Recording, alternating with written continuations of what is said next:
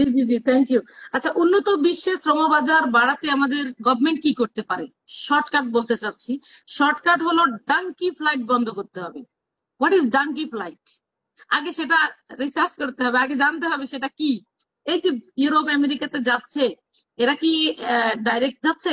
না, কখনো পায়ে হেঁটে, কখনো চুরি করে, নদী পথে, ট্রলারে, এভাবে গিয়ে কত মায়ের বুক খালি হয়েছে, তাও লক্ষ লক্ষ টাকা দিয়ে। এই ফ্লাইটটা সর্বপ্রথম এই ব্যবস্থা বন্ধ করতে হবে। যখনই জানা হবে যে একটা লোক এভাবে অমুক জায়গায় মারা গেছে, কার মাধ্যমে গেছে, পুরো চেইনটাকে ধরতে হবে।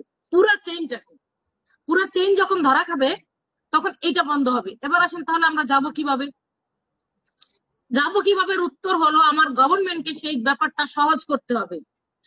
যেমন একটা দেশে শ্রমিক লাগবে, একটা দেশে স্কিল ওয়ার্কার লাগবে, একটা দেশে ইঞ্জিনিয়ার লাগবে, একটা দেশে মানে বিভিন্ন স্তরের, নিচু থেকে শুরু করে বিভিন্ন স্তরে, লেবার থেকে শুরু করে বিভিন্ন স্তরে লোক লাগবে। সেই খবর গভর্নমেন্টকে নিতে হবে।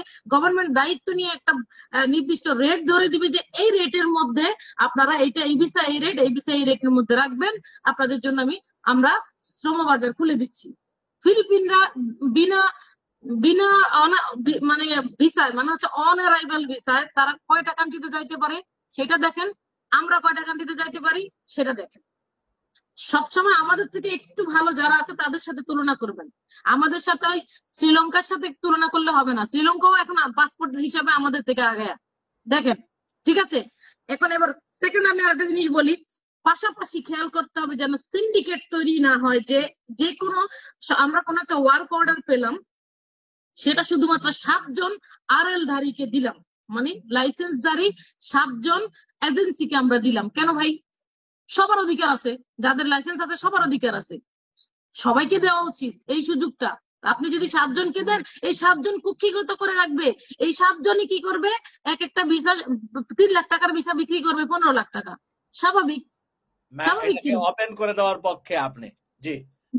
আমি আমি যত বেশি শ্রমিক যাবে, মাসুদ ভাই, যত বেশি শ্রমিক যাবে তত বেশি রেমিটেন্স আসবে, যত বেশি খালি হবে আমার বাংলাদেশ তত টাকা আসবে।